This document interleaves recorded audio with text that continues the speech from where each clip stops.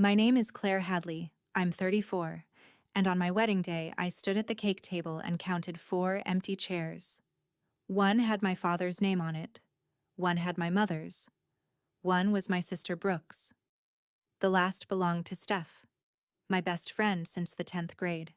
They were all 40 minutes away at Brooke's engagement party, the one my mom scheduled for the exact same afternoon. I lifted the knife, Daniel's hand warm over mine, and my phone buzzed against the table. My mom's text glowed up at me. "We need to talk. Now." Then the calls started. By the time the cake was cut, I'd counted 36 missed calls. I didn't answer a single one. And what none of them knew was already sitting in a county filing cabinet, signed 3 years before, waiting.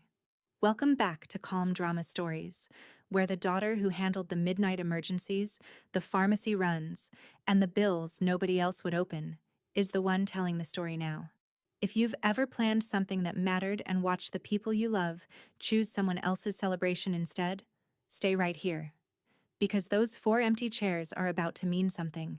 Drop a comment and be sure to subscribe. A week before the wedding, I want you to understand who I was in my family, because it explains everything. I'm a hospice nurse. I sit with people in the last rooms of their lives, and I've learned that families show you the truth at the edges. In my own family, I was the edge they never looked at. I was the one you called when the water heater died at midnight, when Dad's prescription got tangled in the pharmacy, when the property tax notice came and nobody helped out. Brooke was the one you called to say, "That was just the weather in the house," and I'd stopped expecting it to change. I didn't complain. I want to be honest about that, because my weakness isn't that I'm weak. It's that I take responsibility for everyone, quietly, and then I don't tell a soul I do. I carry things alone and call it being strong. So when I planned my wedding, I kept the guest list small. Daniel asked me once why I wasn't inviting more of my own side. I told him the truth I only half believed then. If they want to come, they'll come. He squeezed my hand and let it go. I mailed my parents a real invitation, the kind with a ribbon, and drove it out to the farm myself instead of trusting the mail. I told myself that was love. Looking back, it was a test, and some part of me already knew the result. There was something I'd done 3 years earlier, after my father's stroke, that I hadn't thought about in a long time. I would think about it again very soon, but that week, all I wanted was for the people I loved to sit in those chairs. The farm sits 20 minutes outside town, down a gravel road my grandfather cut by hand. I grew up on it. When I pulled in that afternoon, my mother, Carol, was on the porch with a binder, and she didn't look up right away. "Claire," she said, like she'd forgotten I was coming. I held out the invitation. She took it, set it on top of the binder, and kept talking about Brooke. "You won't believe it. Tyler's family wants to do something proper. Carol," his mother says, "deserves a real celebration." It took me a second to realize she was quoting Tyler's mother praising her own son's choice, and somehow that became the headline. My father, Roy, sat in the corner of the porch with a blanket over his knees. The stroke took the strength on his right side 3 years ago, and it took something else too. Some willingness to meet my eyes. "Hi, Dad," I said. He nodded at the railing. I asked my mom if she'd gotten the date right, the wedding date, and she waved her hand. Of course. Of course." But she didn't write it in the binder. She wrote everything in that binder. I watched her not write it, and I felt the old familiar cold settle in my chest, the one that says, "You are not the headline here, and you never will be." I drove back to town telling myself I was being dramatic. People forget to write things down. A mother doesn't skip her own daughter's wedding. That's not a thing that happens. I actually said that out loud to my empty car. Then I caught myself. Because in our house, I already knew. It absolutely was. To understand the empty chairs, you have to go back 3 years, to the worst spring of my life. My father had his stroke in March. While he was still in the hospital, a letter came from the bank. The farm note was 90 days past due, and the word "foreclosure" was printed in bold, like it was proud of itself. My parents had been quietly drowning for 2 years and had told no one, least of all me. The number was $84,000 to bring it current, plus the legal fees stacking on top. I was 31. I had $84,000. Exactly. In a savings account I'd built one double shift at a time since nursing school. It was supposed to be my someday house. Instead, I sat in my car in the hospital parking garage and made a decision in about 4 minutes. I would save the farm. My grandfather built it. My father was lying upstairs, unable to lift his right hand. I couldn't watch them lose the one thing that had outlived everything else. But I didn't just hand over the money. That part matters. So remember it. Even at my lowest, sitting in a parking garage with my father dying 2 floors up, some careful part of me knew that in my family, a gift would be remembered the way water remembers a stone. It wouldn't. So I did something my mother would later call cold. I did it the right way, on paper, with a lawyer, and I told no one what it would mean. 3 years later, in a crowded farmhouse living room, every person who skipped my wedding would find out exactly what I'd signed. But that spring, all I felt was the weight of being the only one who showed up. Brooke's engagement came down like a holiday nobody had voted on. My mother called me at the hospital, which she never did, and I stepped into the supply closet thinking something was wrong. "Brooke's engaged," she said, and I could hear her smiling through the phone. "Tyler proposed at the lake. We're thinking of a little celebration." I said congratulations, and I meant it. Brooke is my sister. I held her the day she came home from the hospital, but then my mother said the thing that I would carry into every room for the next 2 months. "You'll understand, Claire. A wedding's just a party. Family's about who you really show up for." I stood in that supply closet with the smell of antiseptic and I didn't say anything for a moment. "What does that mean, Mom?" I asked. "Oh, you know what I mean?" she said, the way she always did when she meant exactly the cruel thing and wanted me to pretend she didn't. She wanted me to know my wedding was a party and Brooke was family. She wanted me to hear the ranking. I'd heard it my whole life, but never that clean. I told her I had to get back to a patient, which was true, and I hung up and stood there with my hand on a shelf of gauze. A man was dying in room 411 and his daughter hadn't visited in 8 days, and I'd watched her miss the window the night before. I thought, you don't get these afternoons back. You think you do. You think family is a thing that waits for you. Then I walked back out and held a stranger's hand while my own family planned a party to outrank my vows. Steph and I had been best friends for 19 years. She was supposed to be my maid of honor, and she'd said yes back in the spring, fast and warm, the way she said everything. So I didn't think twice when I called her about the final dress fitting. There was a pause on the line. I know Steph's pauses. This one had a door behind it. "About that," she said. "I might have a conflict that weekend." "A conflict?" I asked what kind, keeping my voice light. She got vague, and Steph is never vague. She talked around it. Something about family obligations that weren't hers, a party she'd been kind of roped into. It took me longer than it should have to understand. "Steph," I said. "Whose party?" Another pause. "Brooke reached out," she finally said. She made it sound like a whole thing. "Your mom called too." My mother had called my best friend and recruited her. That was the part that landed.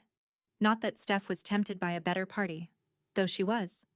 It was that my mother had gone down my list, person by person, and pulled them toward Brooke's afternoon like a tide. "It's the same day as my wedding, Steph," I said. Silence. She hadn't known, or she'd let herself not know, which is its own kind of choice. "I didn't realize," she said, and we both heard how thin it sounded. I told her I had to go. I didn't cry about Steph. I'd save my crying for things worth crying over, and I was starting to suspect she wasn't one of them. But I sat in my car in the parking lot of the bridal shop a long time, doing the math on who would actually be in the room when I said I do. I found out about the date from a cousin, of all people. Marie texted me a screenshot, no words, just a picture of a pretty cream invitation. Please join us to celebrate the engagement of Brooke and Tyler. The date was my wedding date. The time was an hour before my ceremony. I called my mother and I kept my voice as flat as I could make it. Mom, Brooke's party is the same day as my wedding. Is it? She said, and I have spent a lot of nights since wondering whether she really thought I'd believe that. We just couldn't make the calendars work, honey. Tyler's family is only in town that weekend. You know how it is. I said I didn't, actually, know how it was. I said there were 51 other weekends in the year.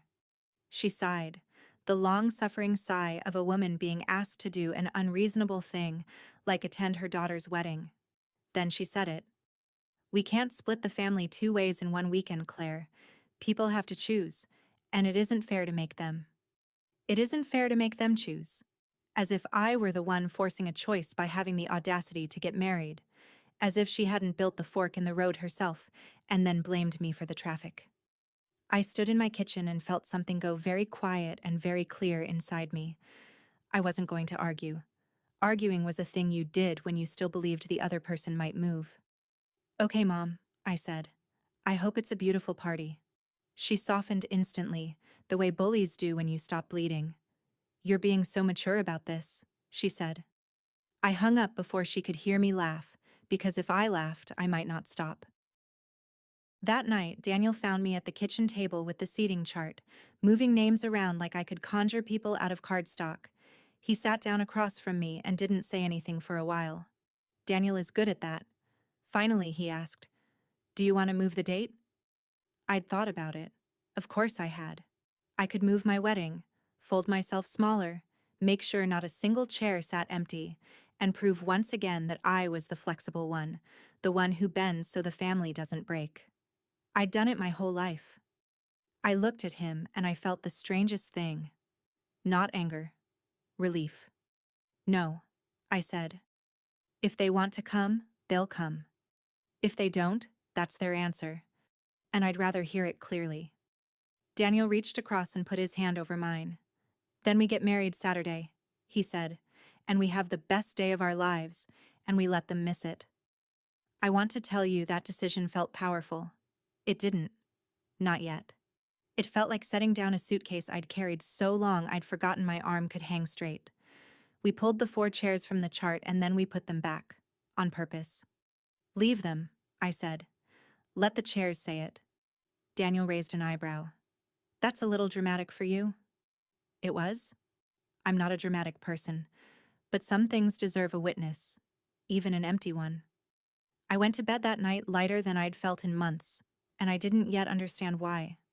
3 days later, I'd find out, when I finally opened a box I'd been carrying from apartment to apartment, unopened, for 3 years. The box was a banker's box, the cardboard kind, and it had moved with me 3 times without ever being opened. I knew what was in it, more or less. Paperwork from the worst spring of my life. I'd meant to file it properly someday and never had, because opening it meant going back to the parking garage. But the night before my wedding, I couldn't sleep, and I found myself sitting on the floor of the spare room with the lid in my lap. On top was a manila envelope, soft at the corners. Across it, in my own handwriting from 3 years ago, one short label. Farm. Important. I almost didn't open it. I want you to understand how close I came to leaving it shut one more time, but my hands moved on their own, and I slid out the pages. And there it was.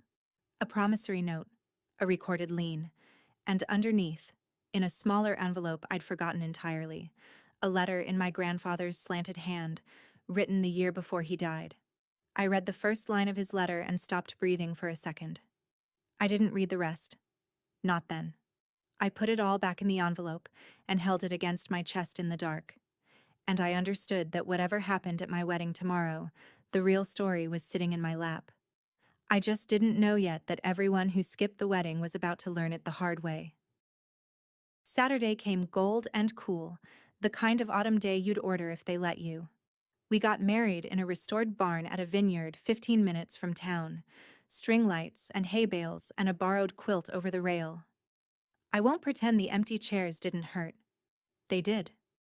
During the vows, I looked out once and saw the four of them, names on little cards, fronting four folding chairs nobody sat in, and my throat closed for a moment. Then Daniel said my name, and I came back.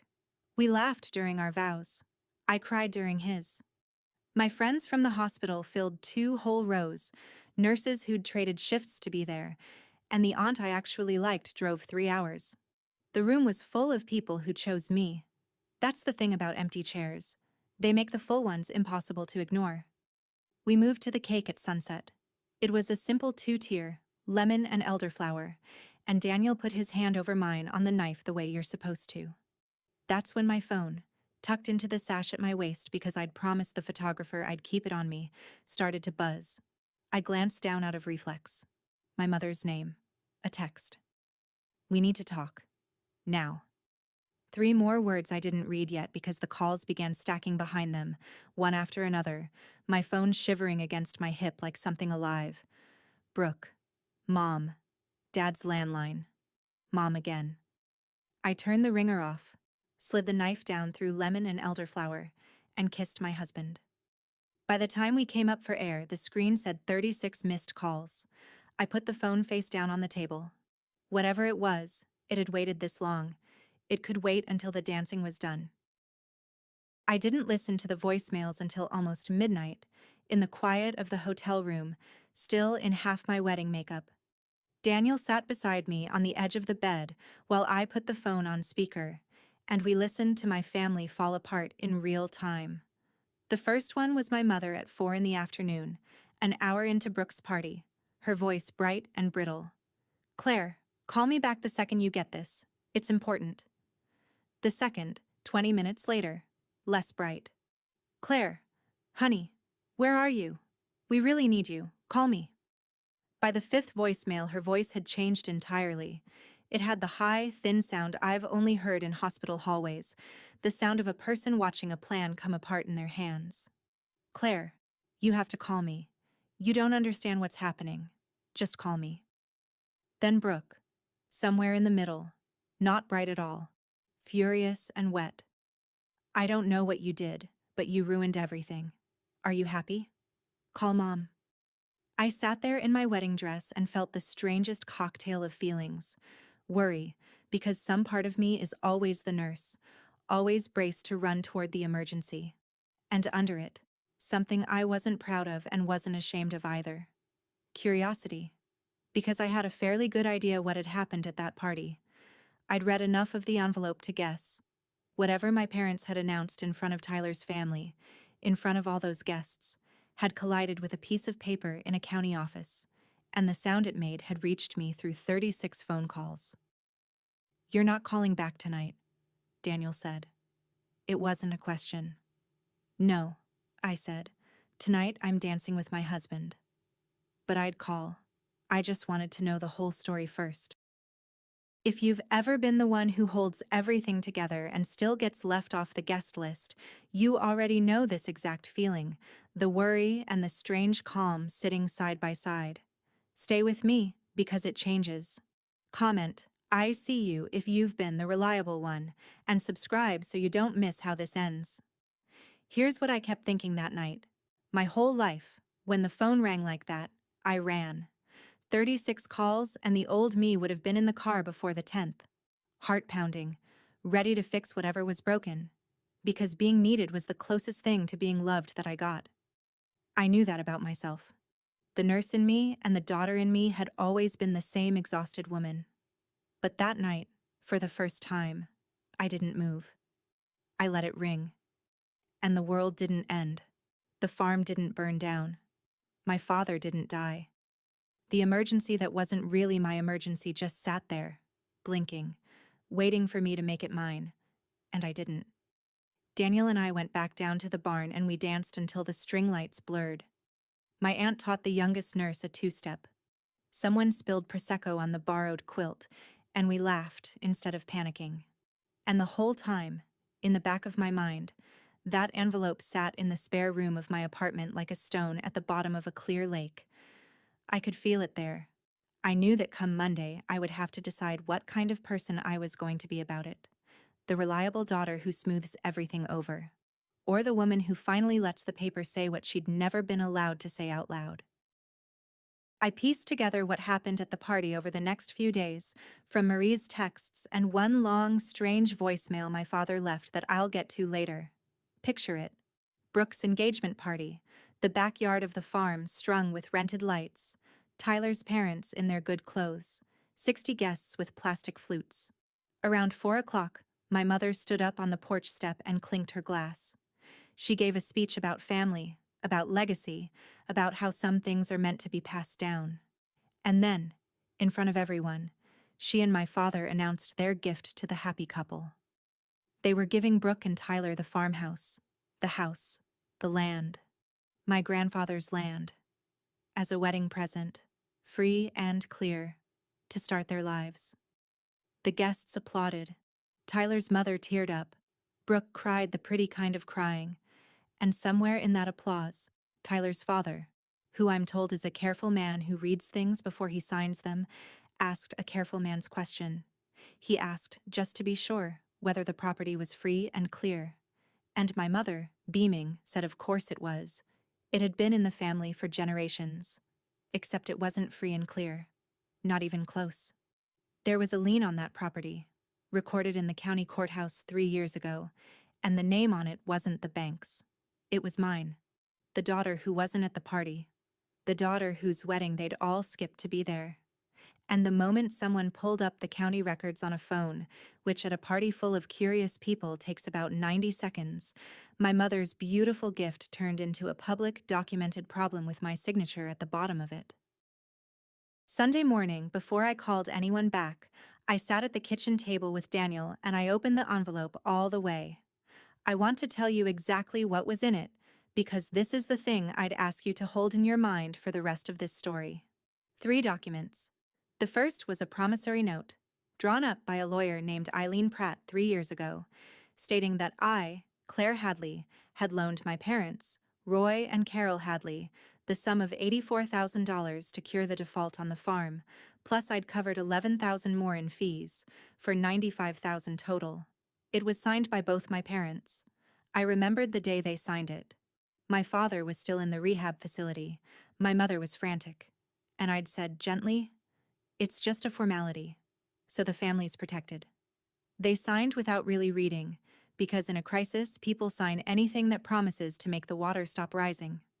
The second document was the lien, recorded at the county courthouse, securing that loan against the property. In plain words, it meant the farm could not be sold, gifted, or transferred to anyone without settling my loan first. The house was collateral. Michael. The third was the letter from my grandfather, and I made myself read all of it that night. He'd written it the year before he passed, and he wrote about the land like it was a person. Near the end, one line that I had to read twice. Land doesn't go to the one who's loved most. It stays with the one who keeps it alive. He'd underlined, keeps it alive. I sat there and the paper didn't care who my mother loved more. It didn't care about parties or empty chairs or who got to be the headline. It only cared whose name was on the lien. And the name on the lien was mine. Daniel, who builds things for a living and respects a load-bearing wall, understood it before I finished explaining. "So they tried to give away a house," he said slowly. "That's already promised to you." "Pledged," I said. "Collateral. They can't transfer clear title to Brooke without paying me back first. $95,000, plus 3 years of simple interest the note specifies." He let out a low whistle. "Do they know?" That was the question, wasn't it? Did my parents understand, when they stood on that porch step and played the generous king and queen, that the thing they were giving away wasn't theirs to give clean? I thought about it honestly. My mother had signed the note in a panic and then spent 3 years pretending the whole crisis never happened, the way she pretended everything inconvenient never happened. I think she'd genuinely forgotten the shape of what she signed. I think she remembered that Claire helped, somehow, in some vague, self-erasing way that didn't require her to feel indebted, and she'd filed it under "things daughters do" and never looked again. So no, I don't think she knew. I think she stood up at that party absolutely certain the farm was hers to bestow, and the certainty is what makes it almost unbearable, because she wasn't lying to Tyler's father. She believed it. She'd loved Brooke so loudly for so long that she'd written my entire sacrifice out of the family story. And the county courthouse, which keeps better records than my mother's heart, had written it right back in. "What are you going to do?" Daniel asked. I looked at the 3 documents fanned across our kitchen table on the first morning of our marriage. "I'm going to make sure the paper still says what it says," I told him. "And then I'm going to let them tell me the rest." I need to back up and tell you why I did it the careful way, because if I don't, you'll think I'm someone who plans revenge 3 years in advance, and I'm not. Here's what really happened. 3 years ago, while my father was still in rehab, I overheard my mother on the phone with her sister. She didn't know I was in the next room. She was talking about the farm, about how once Roy was back on his feet, they might refinance it, pull some money out, because Brooke's going to need help someday, with a wedding, a house. You know how she is. She can't do it on her own like Claire can. Pull money out of the farm I was about to spend my entire savings to save, for Brooke someday. I stood in that hallway and felt the floor tilt. I'd just decided to give them everything I had, and my mother was already planning how to leverage it for the daughter she actually worried about. So the next day, I called a lawyer. Not to trap anyone, to protect the farm, and honestly, to protect myself, because I finally understood that a promise in my family was written in disappearing ink. I told Eileen Pratt I wanted to help my parents, but I needed it documented, properly, recorded, so the land couldn't be quietly borrowed against or signed away without the debt being honored. She said it was the smartest thing a person in my position could do. I felt guilty doing it. I felt like a bad daughter, calculating, cold. I almost didn't record the lien, but I did. And for 3 years I felt slightly ashamed of it, like I'd accused my family of something. Turns out I hadn't accused them of anything they didn't eventually do in front of 60 people on my wedding day. By Sunday afternoon, the texts had a new flavor. The pleading was gone. The blaming had arrived. Brooke led the charge. "You ruined my engagement party. Tyler's parents think we're frauds. Call Mom right now." Then my mother. "Do you have any idea what you've done to this family?" I read them at the kitchen table and I noticed something almost funny. Not one of them asked how my wedding was. Not one of them said congratulations. They'd skipped the entire event, and now the only acknowledgement that it had happened at all was the accusation that I'd somehow sabotaged their party from inside mine. The story had already rewritten itself in their heads. I was the villain. I'd done something. The fact that I'd been standing at a cake table 15 minutes away, that I hadn't lifted a finger, that the only thing I'd done was exist as a creditor 3 years ago, none of that mattered. My mother's old line came back to me, the one from the supply closet. "A wedding's just a party. Family's about who you really show up for." I almost texted it back to her. I didn't. But I sat with it, turning it over, because it had curdled into something she'd never intended. She was right, in the end. Family is about who shows up. 3 years ago, when the farm was 90 days from the auction block, exactly one person had shown up with everything she had, and that person hadn't been invited to the celebration of the thing she'd saved. I put the phone down without answering any of them. I had one stop to make first, and it wasn't the farm.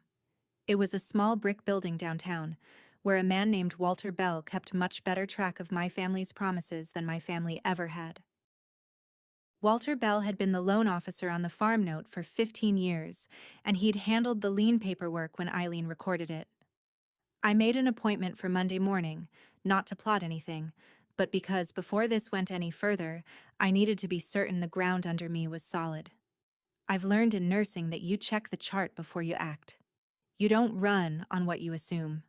Walter is a careful, kind man in his 60s with reading glasses pushed up on his forehead. He remembered me. He pulled the file while I sat across his desk. "It's all in order," he said, sliding the recorded lien toward me. "Filed correctly 3 years ago. Properly secured against the parcel." He looked at me over the glasses. Claire, I'll be honest, I got 2 calls this weekend. Your mother, and a gentleman, Tyler's father, I gather, asking me to explain the encumbrance on the property. My stomach tightened. What did you tell them? The truth, Walter said simply. That the property has a recorded lien held by you, that it can't transfer clean until the debt's satisfied, and that it's all public record any title company would find in an afternoon. He took off his glasses. I didn't editorialize. I don't have to. The record speaks. I asked him, carefully, whether my parents could do anything to undo it without me. He shook his head. Not without your signature releasing it. The lien is yours to release or enforce.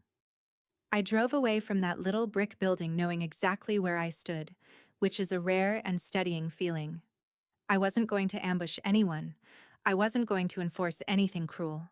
But I also wasn't going to sign away the one piece of paper in my entire life that said, in plain language, that I had mattered. My mother changed tactics on Tuesday.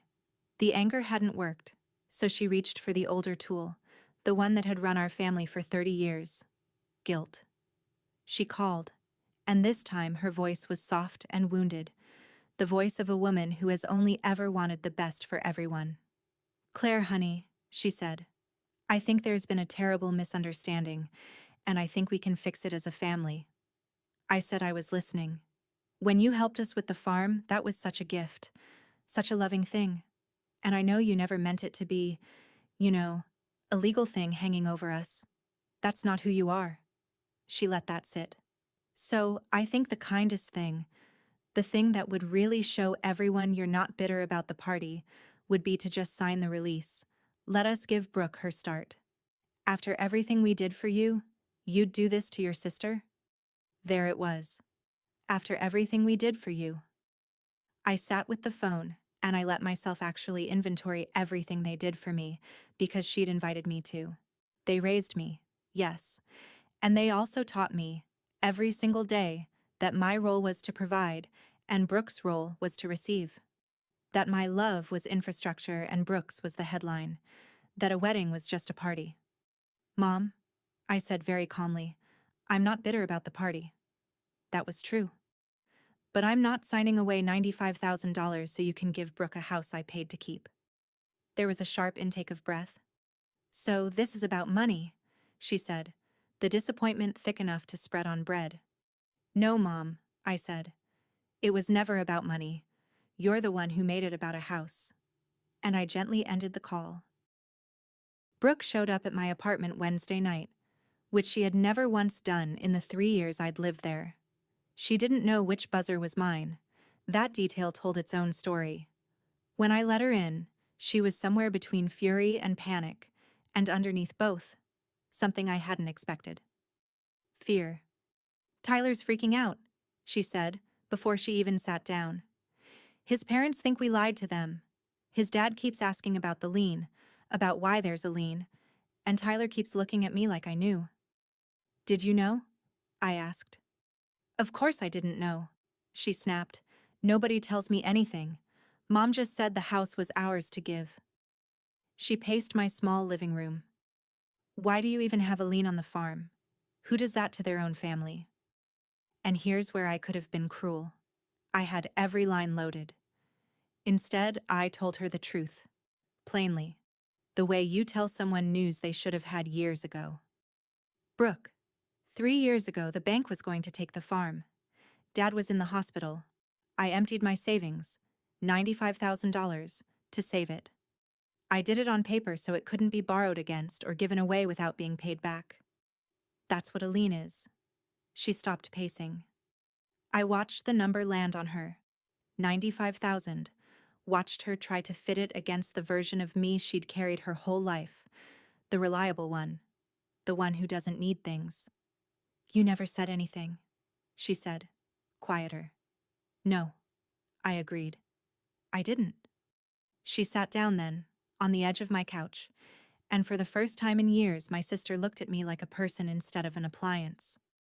Tyler's going to want to slow everything down, she said. Yeah, I said. He probably is.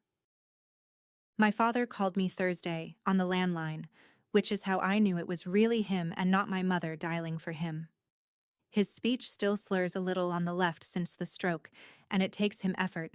So when Roy calls, he means it. "Claire," he said, "it's your dad." As if I wouldn't know. We sat in silence on the line for a moment. Then he said the most honest thing he'd said to me in 3 years. "I knew about the lien. I waited. I signed it. I remembered. Your mother forgot or made herself forget, but I didn't." His voice cracked. "I let her stand up at that party and give away your house. I knew, and I let her, because it was easier than telling her the truth in front of everyone. I've been a coward since the stroke, Claire. Maybe before." I felt my eyes sting. This was the apology I'd wanted for 3 years, and it had arrived, and it was real. "Why, Dad?" I asked. He was quiet. "Because every time I look at you, I see the girl who saved us, and I'm ashamed I needed saving. It was easier to look at Brooke. She never saw me weak." There it was. The whole sad architecture of it. Not malice. Shame, wearing the mask of favoritism. I sat with that, and then he said the thing that reminded me he was still, even now, my mother's husband. "So I'm asking you, as your father, sign the release. Let us fix this. Let me have peace before I go." And I loved him, and I ached for him, and I said, "Dad, I'd give you anything, but I won't give you that. Not so it can be handed to Brooke. If you want peace, we make this fair, in the open." He sighed, and I heard my mother's voice somewhere behind him, and the call ended soon after. The summons came Friday, formal as a court date. My mother wanted a family meeting Sunday afternoon at the farmhouse to settle this like adults, together. She made a point of telling me who'd be there: aunts, uncles, cousin Marie, and, she added, almost casually, Tyler's parents. So they can see we're a normal, loving family. I understood the move immediately. She wanted an audience. She wanted to sit me in a crowded room, surround me with relatives, frame me as the bitter daughter holding the family hostage, and apply enough collective pressure that I'd sign the release just to make the discomfort stop. It's an old trick, and it works, because most people will trade almost anything for the room to stop staring at them.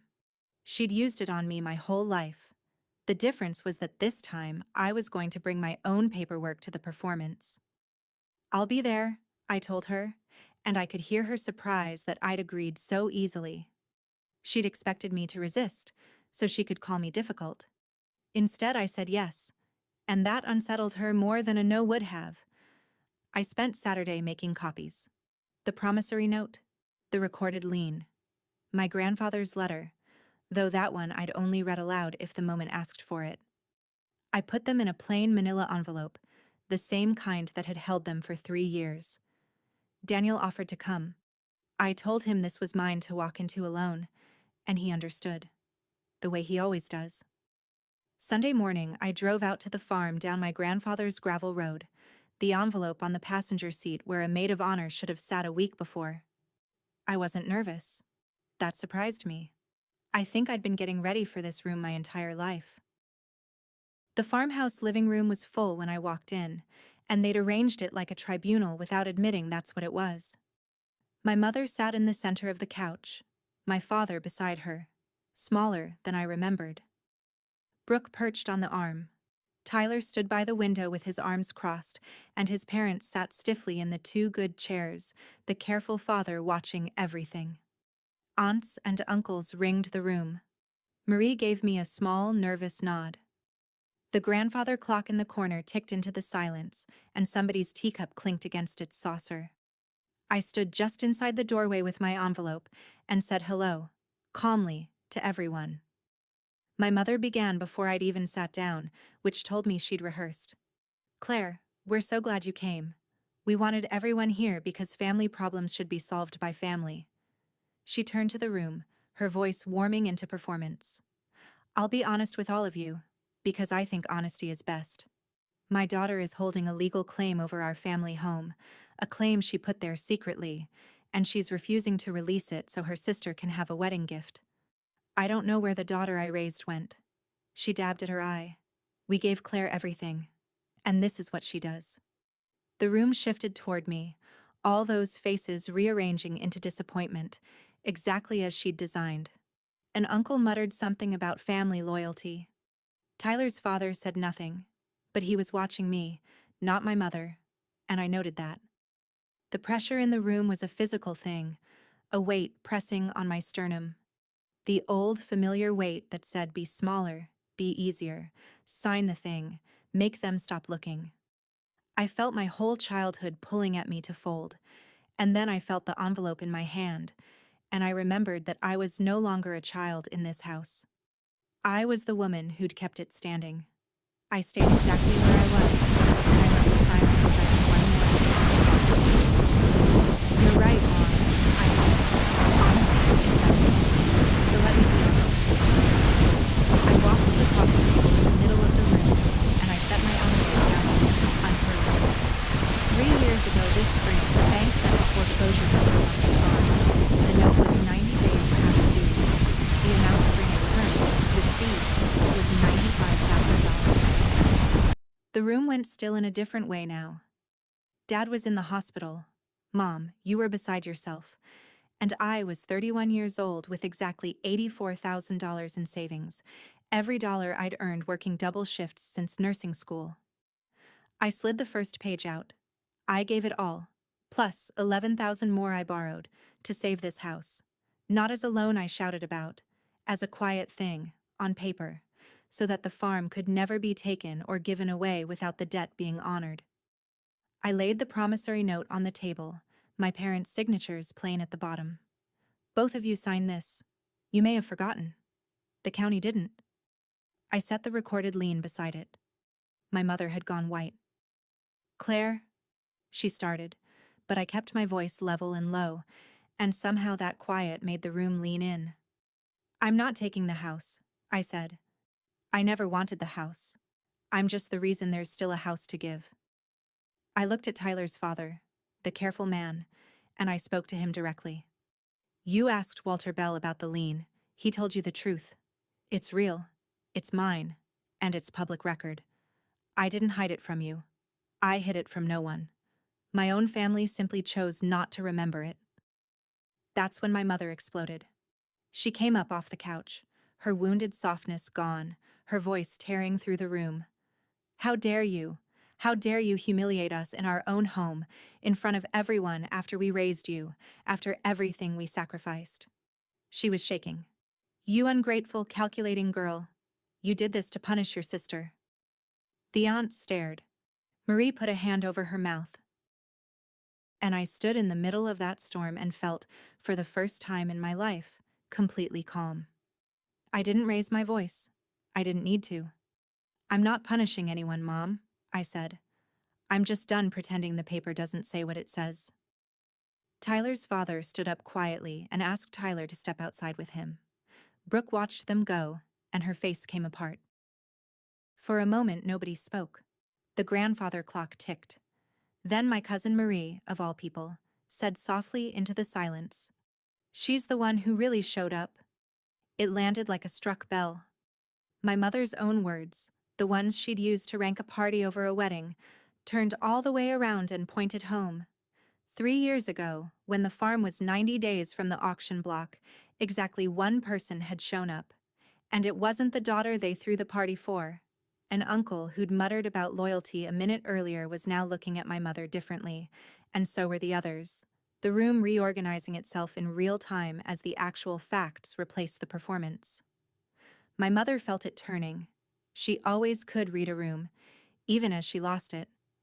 "After everything we did for you," she said again, but weaker now, reaching for the line that had always worked. And this time I picked it up and handed it back. "After everything I did for this family..."